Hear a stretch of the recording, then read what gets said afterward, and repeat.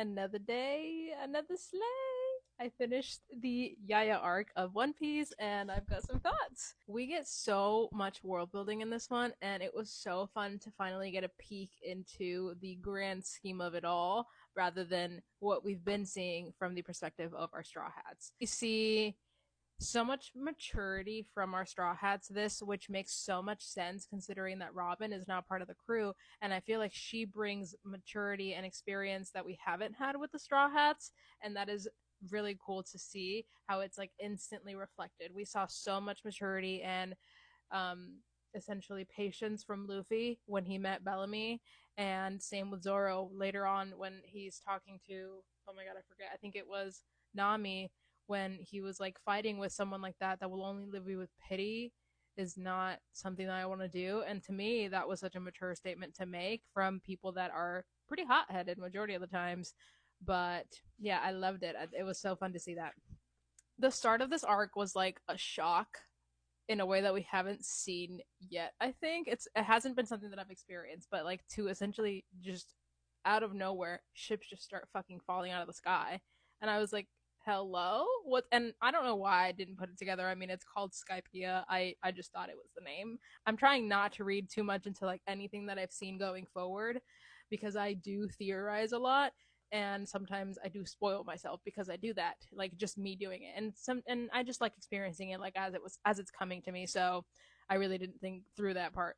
I feel like it was such a good way to bring us back into the insanity that is the grind line. We spent so much time in Alabasta, and it was semi normal, like weather wise, because, you know, we got to realize that all the sandstorms and whatnot were created by crocodiles. So to be immediately thrown back into the insanity that is the Grand Line was kind of cool to see, because it was kind of like, okay, you got that. We're back here. Expect the unexpected all the time. Then we got introduced to literally so many people this arc.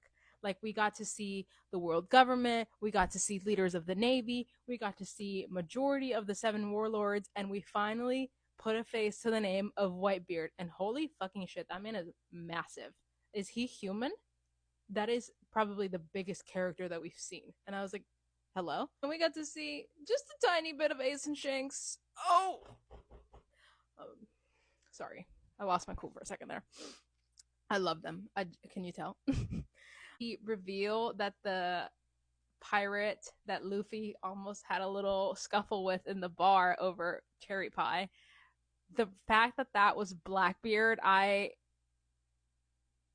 flabbers were gasted. I was like, hello? Like, the fact that that is how he was introduced was so cool to me, because it was like, he is one of the only villainous characters that we've met so far that didn't just immediately mock Luffy and the Straw Hats for their dream.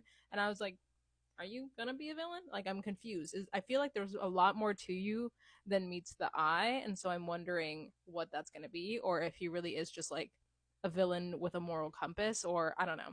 When he said essentially that a man's dreams never die, I was like, okay, where did this poetry come from? Like, what? And then going into Bellamy, who truly was such a laughable character. He was loud and insecure and honestly just a Debbie Downer.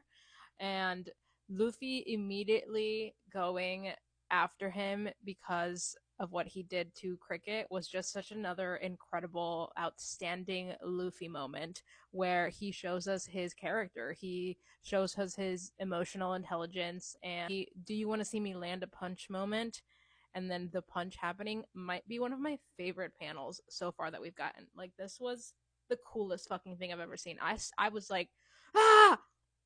I'm not usually like, I'm not the biggest like fight girly. Like, I like the substance and the bones of it all, and I will have fun. You know, I have a great time reading fight scenes, but that's not like what drives me. But this one, I was like, holy fucking shit! I loved it. It was great. I mean, I love Luffy. I'm gonna just have to get that tattooed on my fucking forehead. I love Luffy. And essentially, what we see a lot in this arc is, I think, the main theme in all of One Piece so far, which is to not give up on your dreams. And yeah, I think that was really beautiful. Like, it was a really short arc, not a lot happened, but like it still had a lot of meaning, and I loved it. So yeah, I'm gonna start Skypea now. I will try to do that in two parts. We'll see if I do what I did with Alabasta and just like But this one's a little bit longer, I think, or maybe just about the same. So we'll see what happens. Anyways, good night.